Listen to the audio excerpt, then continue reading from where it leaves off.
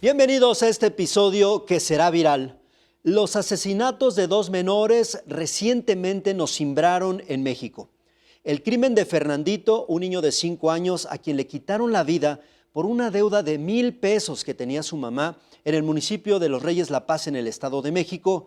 Y unos días después, muy cerca, en Chalco, Dulce, una niña de 12 años que murió cuando dos sujetos acudieron a su casa y rafaguearon el domicilio durante la madrugada. Las balas alcanzaron a la pequeña. Por cierto, trascendió que también habría sido por una deuda, aunque las autoridades no lo han confirmado. ¿Qué está pasando? ¿Son casos aislados de violencia contra menores? ¿Es simple inseguridad o es un patrón de violencia donde de plano no hay respeto por la vida de las infancias? Bien, para responder esta y otras preguntas, hoy nos acompaña Juan Martín Pérez, coordinador de Tejiendo Redes Infancia en América Latina y el Caribe. Sí, muchísimas gracias. Gracias, Juan Martín, te escuchamos. También saludo con mucho gusto a José Pablo Balandra, director de operaciones de Reinserta. Gracias, José Pablo. Juan, qué gusto estar aquí. Gracias a los dos por acompañarnos. Una situación que realmente nos sorprende por los últimos días, aunque sabemos que no es algo nuevo. Juan Martín, ¿qué te parecen estos dos ejemplos? ¿Cómo podrías descifrar lo que se vivió? Yo preguntaba si es que es un tema de violencia aislada o de plano no hay respeto. ¿Qué está pasando con la vida de los menores? Sí, tenemos que ubicar que la Organización Mundial de la Salud hace ya mucho tiempo considera la violencia como una epidemia de salud pública. Nuestro país lleva ya más de 18 años en una guerra, pues, que nos ha costado más de 500,000 de personas asesinadas. Y solo para hacer un corte, de 2015 a 2025, mayo de 2025, asesinaron a más de 26,000 niños, niñas y adolescentes. Y de este dato, más de 14,000 correspondieron al sexenio del señor López Obrador y más de 1,600 a la administración de la presidenta Claudia. En promedio estamos hablando de 6,5 hasta 7 homicidios todos los días. Y lamentablemente no todos son virales como el de Fernandito o el de Dulce. La mayoría quedan ocultos en el mar de sangre y de violencia que tenemos en este país. De tal suerte que lo que pretendo un poco explicar es que la violencia está generalizada en México, la impunidad está garantizada y esto es muy fácil de identificar. No tenemos 26,000 detenidos en la última década. No tenemos 26,000 sentencias. Todo aquello que queda impune se convierte en una invitación para repetirse. Las cifras del INEGI nos hablan de entre 90 y 95% de impunidad en todos los delitos. Y una cifra negra que puede rondar en los 60, el 60% de los delitos denunciados. Tenemos además un incremento de desaparición de niños, especialmente de niñas. Y ubiquémonos en el Estado de México, estos dos casos concretos. El Estado de México es un paraíso de impunidad y corrupción. Es la entidad federativa que tiene más desapariciones. De hecho, si hablamos de desaparición de niñas, acumula el 25% de la desaparición de niñas en todo el país. Solo el Estado de México. Solo el Estado de México. Es la entidad federativa que tiene más feminicidios, que tiene más denuncias de violencia familiar. Entonces, lo que estamos viendo es solamente una expresión de esta sobrevivencia, ya no hablamos del crimen organizado propiamente, de la sobrevivencia cotidiana, donde el código de violencia es una forma de solucionar problemas y donde hay garantía de impunidad. Y en ese contexto tenemos que comunicar que continuará en tanto no cambien las circunstancias. Gracias, Juan Martín. José Pablo, después de escuchar, poníamos estos dos ejemplos para partir de lo particular a lo general. ¿Qué diagnóstico tienen en Reinserta? Por ejemplo, nos decía Juan Martín, un tema de impunidad. ¿Qué piensa en este sentido? ¿Qué piensas, José Pablo? A ver, la verdad es que creo que como organizaciones de la sociedad civil el discurso y la narrativa es similar porque así lo vemos también. Reinserta, pues prácticamente desde hace 12 años, desde que fue creada, ha estado pues muy cercana a casos como los de Fernando, los de Dulce, y ha acompañado a estas infancias, a los familiares. Y a mí no deja de dolerme, Juan, el leer este tipo de noticias. Y coincido en que esto es una violencia normalizada. O sea, ya incluso en algunos de nuestros testimonios de los jóvenes que acompañamos en el proceso de reinserción social, tienen estos códigos, ¿no? O sea, donde ya la respuesta ante los conflictos, ante los problemas que existen es un escalamiento ya normalizado de la violencia, ¿no? Y pues un poco también lo que hemos visto en Reinserta es el tortuoso y revictimizante camino que existe en la denuncia y en la pronta y expedita impartición de justicia, ¿no? Donde desgraciadamente los familiares, las niñas, los niños, pues es una invitación prácticamente a no pisar una fiscalía, ¿no? Además de ser lugares poco amigables en su estructura, en su arquitectura y en su trato, Ajá. el propio proceso es genuinamente un infierno, Juan, para realmente poder acceder a un proceso de tan siquiera de investigación y después a una posible conducto jurídico, ¿no? Que lleve a una sentencia. Bien, en las fiscalías constantemente hablamos de la revictimización, pero hablando de los niños, me atrevo a decir, y no sé si estoy en lo correcto, es un grupo doblemente vulnerable. Juan Martín, ¿qué observas en este sentido? Viene ya el nuevo Poder Judicial y vaya, nos han prometido la panacea en la justicia. Pero ¿qué pasa en la procuración? Porque las fiscalías, nadie las ha tocado, nadie habla de ellas, y es ahí muchas veces donde inician los problemas. Y ahorita que José Pablo hablaba de lo tortuoso que es el camino, ¿qué políticas se tendrían que implementar en las fiscalías? ¿Cómo tendría que ser una reestructuración en ese sentido, Juan Martín? Sí, yo creo que tenemos que ubicar que cuando estamos hablando de impunidad, si hacemos el camino hacia atrás, Ujú. vamos a encontrar sí a un poder judicial, ahora con un escenario mucho más crítico que el anterior, porque digo, si están llegando multados por cartillas, por acarreo, ya sabemos que son corruptos, entonces jueces corruptos nos darán sentencias corruptas, sin ningún tipo de duda. Y más hacia atrás tenemos a las fiscalías, que aun cuando se hizo la reforma, recordarán, constitucional para que fueran autónomas, nunca lo fueron. Siempre han sido capturadas por las élites del poder en turno. Si es gobierno de un partido, de ese gobierno es la fiscalía. Igual pasa ahora a nivel de la Fiscalía General de la República y las fiscalías estatales. Entonces, no son autónomas, no hacen un trabajo técnico profesional, sino político. Y tenemos personal, y no quiero ofender a las personas, tanto en el Poder Judicial como en las fiscalías, comprometidas, que dejan ahí la vida y que incluso literal la vida porque pueden ser atacados por grupos criminales, Ujú. pero no tienen la capacidad instalada, no tienen la formación, los recursos y obviamente terminan sacando al día lo que necesitan. Y pongo como contexto que el gran problema, en cierto sentido, es el paradigma de necropolítica en la que estamos atravesados desde solo por hacer un corte con Felipe Calderón, donde el éxito de un gobierno y de una estrategia de seguridad es el número de muertos. Así de absurdo. Sí. Si pensáramos en algo diferente que no fuera necropolítica, estaríamos hablando de sentencias, de personas tituladas, de personas que logran hacer algo de inventivas, patentes, ¿no? Y en México estamos considerando el éxito de un gobierno con muertos.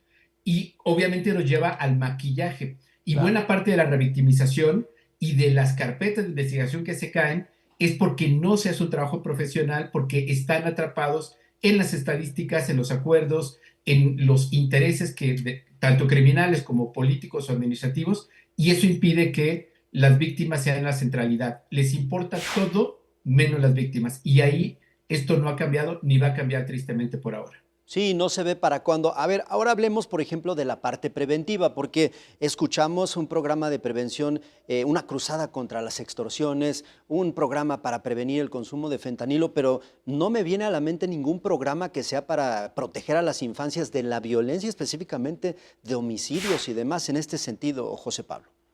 Sí, y creo que aquí las organizaciones de la sociedad civil tienen mucho talante y es constantemente como una de las ejes rectores que tenemos. Para el caso de Reinserta, y creo que vamos a coincidir aquí con Juan Martín, un tema que nos preocupa muchísimo, Juan, muchísimo, es el tema del reclutamiento hoy de niñas, niños y adolescentes por parte de la delincuencia organizada. Estamos aterrados del número de homicidios que ha incrementado brutalmente, muchos de ellos relacionados al crimen organizado. Eh, pero no hay una estrategia bien pensada, con una buena narrativa, cercana a los jóvenes, que haga sentido de realmente qué es este proceso. Y vemos anuncios publicitarios, no te acerques a las drogas, ¿no? Elige la vida, ¿no? Ujú. Que creo que poco llaman a un contexto hoy de estos adolescentes, de estas niñas y niños. Para Reinserta, uno de sus esfuerzos que estamos próximos a sacar es una guía de prevención contra el reclutamiento. Tristemente estamos llegando a un punto en este país en donde a los niños, a las niñas, a los cuidadores, tenemos que darles cuáles son los factores de riesgo, esas banderas rojas que hoy existen en este país, para estar muy alertas y tratar de cuidar a nuestras infancias.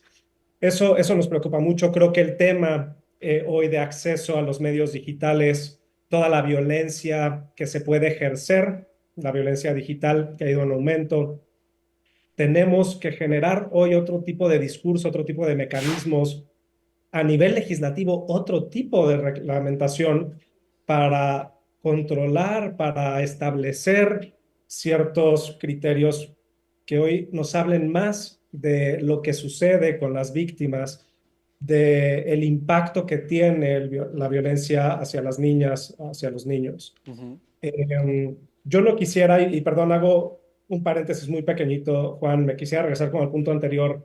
A mí me sorprendió que una de las decisiones del gobierno del Estado de México fuera crear una unidad, es decir, ensanchar el aparato burocrático para hacer algo que tienen como parte de su misión, que es la expedición de la justicia de manera pronta y expedita. O sea, Y eso que, parece que va un poco en contralógica, ¿no? De lo que realmente necesitamos hacer, que es instalar más capacidades, porque el problema de las fiscalías recae en la falta así de personal, de la capacitación, pero también el número de expedientes claro. que hoy están totalmente rebasados, ¿no? Y que Entonces, aparte, perdón que te interrumpa, y que aparte fue solo una reacción al regaño que les dieron desde Palacio Nacional, porque si no les hubieran jalado las orejas desde la mañanera, ni pío dicen en la fiscalía.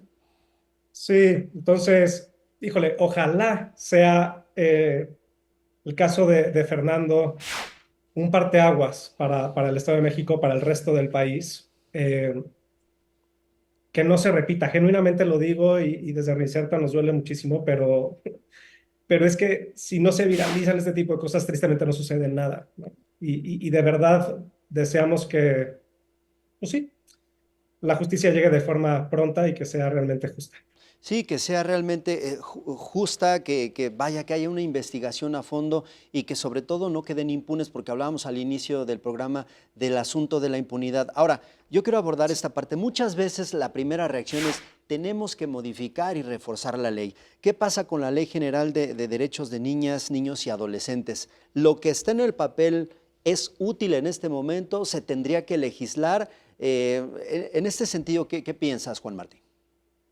Bueno, me tocó diseñar la estrategia de sociedad civil para lograr esa ley Ujú. y tuvimos que hacer reforma constitucional en 2011, aprovechando la reforma de derechos humanos, logramos la modificación del cuarto constitucional para incorporar el interés superior de la niñez, del 73 constitucional para que hubiera una ley general y logramos en 2014 la ley. Y ahí se construyó el Sistema Nacional de Protección Integral de Niños, Niñas y Adolescentes, el CIPINA. Y el CIPINA no es una institución, es un mecanismo de coordinación Ujú. y eso permitiría eficientar las acciones que hacen todas las dependencias en el orden federal, los 32 estados de la República y los más de 2.467 municipios. El CIPINA tiene a su vez comisiones y hay una que se llama COPREVNA, Comisión para Prevenir la Violencia contra Niños, Niñas y Adolescentes. Andrés Manuel quiso eliminar el CIPINA, logramos protegerlo las organizaciones. El Comité de Derechos del Niño de Naciones Unidas le pidió al Estado mexicano el año pasado expresamente no eliminar el CIPINA porque sería una violación a los derechos.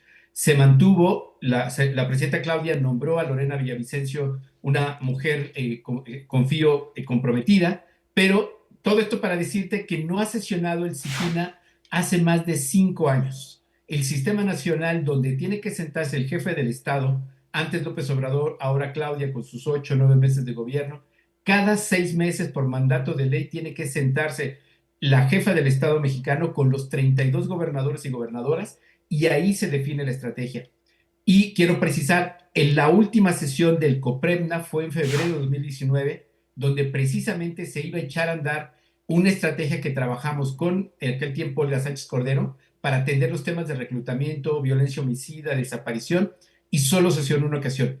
Ahora le toca a Omar García Harfuch, como en este caso secretario de Seguridad Ciudadana, estar a cargo de esta comisión del COPREMNA, y obviamente tiene todos los recursos y la capacidad para que esto suceda. Y termino con el comentario, Juan, José Pablo. Tenemos a Cheche bajo manos de grupos criminales en Sinaloa, un adolescente reclutado, que salió el video de ahí, que está en una ficha de búsqueda y sale el video con él, que lo tiene un grupo criminal, y con toda la capacidad instalada que tiene el Estado mexicano, no han rescatado a ese niño. Lo pongo como ejemplo. Hablamos de Fernandito, hablamos de Dulce, de Cheche, hablemos del feminicidio múltiple de las niñas en Sonora. O sea, la lista es enorme y van a cambiar los nombres, los códigos postales, pero continuará la violencia si no hay una respuesta institucional.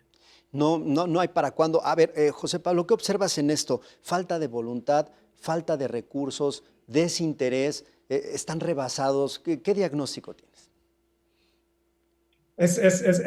Creo que una respuesta bastante compleja, Juan.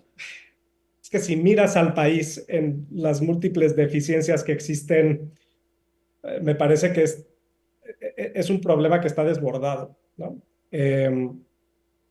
Creo que para darte una respuesta en cuanto a la infancia, pues hay que ver, para mí, el recurso del presupuesto es la señal que existe como prioridad, ¿no?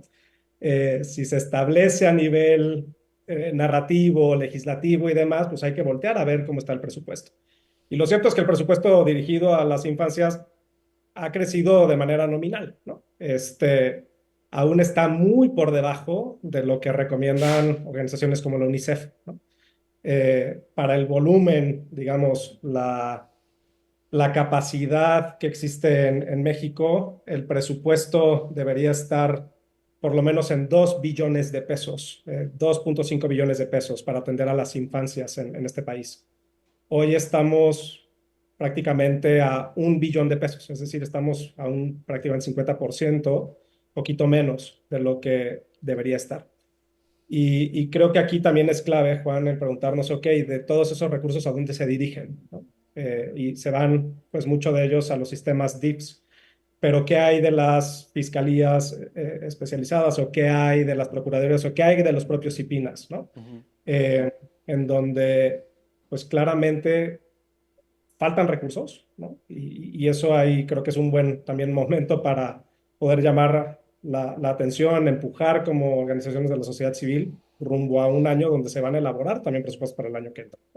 Entonces, creo que los casos como el de Cheche, como el de Fernandito, como el de Dulce, como el de los niños apenas de Sonora, pues tienen que verse reflejados en esa preocupación con los legisladores también para establecer hoy mecanismos, presupuesto que vaya dirigido a la atención de estos casos. José Pablo, muchas gracias y la verdad es que es muy complejo, muy difícil de entender. Al final, muchas veces estos casos se pierden en medio de tantísima información en los noticiarios y se convierten en una cifra, se convierten en una historia que una vez que sepultan a la víctima se termina todo. Pero justo por eso estamos abriendo este tipo de espacios para entender las causas y también para escuchar justo las propuestas, las posibles soluciones. Pues estamos acercándonos al final. Juan Martín, después de todo lo que hemos platicado, ¿con qué te quedas?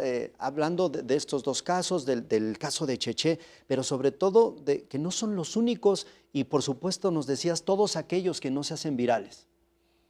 Sí, yo invitaría al público, Juan, José Pablo, a que no normalicemos la violencia. No tenemos que aceptar que la violencia sea lo cotidiano y sobre todo asumir que todas las formas de violencia las podemos prevenir. Y esto nos implica, por un lado, seguir exigiendo a las autoridades, que para eso se postularon, en las letras chiquitas estaba este desastre de país, o sea, Claro. no es del pasado, ya estaba aquí. Ahora tienen que cumplir con la ley y eso me parece que es un tema de exigencia. Ni siquiera que hagan nuevas, solo que cumplan con lo que está ahí en la ley y ahí podríamos tener cambios. Pero creo que sí necesitamos corresponsabilidad y entender que no son los niños de alguien, son niños, niñas que todas y todos tenemos responsabilidad, además la ley es explícita, si nos enteramos de un delito o un posible delito, tenemos que reportarlo y eso tenemos que hacer, que la sensibilidad y recordar que somos personas humanas, que tenemos que proteger a otras personas humanas, prioritariamente a niños y niñas. Sí, por supuesto, recordarles a quienes legislan, a quienes llevan las riendas del gobierno, que no todo es la reforma electoral, ni estar discutiendo si los de Morena gastan mucho en sus vacaciones. Esta es una triste realidad que bien nos decías, no tenemos que normalizar. José Pablo, ¿con qué te quedas después de esta charla, por favor? Pues, a ver, de entrada, Juan, me quedo con que tenemos que dimensionar que este país es tan violento como países como Siria, como Ucrania, como hoy el Estado palestino, en fin, que están en situaciones de guerra. México está en una situación de guerra, tal cual, y eso se ve reflejado con el número de muertes y con toda la vulnerabilidad que existe a las infancias. Y eso creo que es un mensaje muy fuerte. Si lo podemos dimensionar, creo que nos va a dar una pauta para poder hacer algo. Y lo segundo es una invitación que siempre hemos generado en Reinserta, que es justamente eso, dejar de polarizar o tratar de marcarle con ciertos colores este tipo de problemas y realmente hacer un alto. Creo que siempre se puede encontrar la voluntad, sí con sociedad civil, pero también al interior de los distintos grupos parlamentarios, de las diferentes fuerzas políticas, para fortalecer lo que hoy se pueda estar haciendo bien al interior de los estados, y también ser muy humildes en las cosas que hay que, digamos, redirigir en las áreas de oportunidad. Y creo que hoy el llamado está en las fiscalías, en los ministerios públicos, en esa primera, digamos, respuesta que existe por parte de la comunidad, de la sociedad, que requiere de una autoridad muchísimo más sensible, una autoridad muchísimo más dispuesta Claro. a generar una recepción, a contener y a encauzar para que se sancione todo lo que tenga que ser castigado en este país. Por supuesto, sanciones, no se diga campañas de prevención, concientizar. De verdad, hasta hace algunos años entre los propios delincuentes había reglas y entre esas reglas era respetar a la familia y ni se diga a los niños, reglas que pareciera que hoy ni siquiera existen. En fin, pues es un gran trabajo el que se tiene que hacer desde el gobierno y por supuesto de este lado de la sociedad civil también. Llegamos al final, ahora sí, muchísimas gracias. Antes de irnos, Juan Martín, una dinámica muy práctica. En una sola palabra, ¿cómo podrías definir lo que sucedió con estos pequeños a los que hacíamos referencia y lo que estamos viviendo en general? En una palabra, por favor. Indignante. Indignante. José Pablo, en una palabra, por favor. Inhumano, Juan. Inhumano e indignante, y de verdad es que tal cual es una situación que no se puede definir de otra manera. Yo les agradezco a los dos que nos hayan ayudado a entender y sobre todo a escuchar estas propuestas. Llegamos al final de este episodio que sin duda será viral. Muchas gracias, José Pablo Balandra, director de operaciones de Reinserta. Qué amable, ¿eh? Gracias, Juan. Gracias, Juan Martín. Muchísimas gracias también a Juan Martín Pérez, coordinador de Tejiendo Redes Infancia en América Latina y el Caribe. Juan Martín, muchas gracias como siempre. Gracias a ambos. Gracias, un abrazo a los dos, pero sobre todo, gracias a ustedes por llegar hasta el final de este video. ¿Qué piensan después de todo lo que hemos escuchado?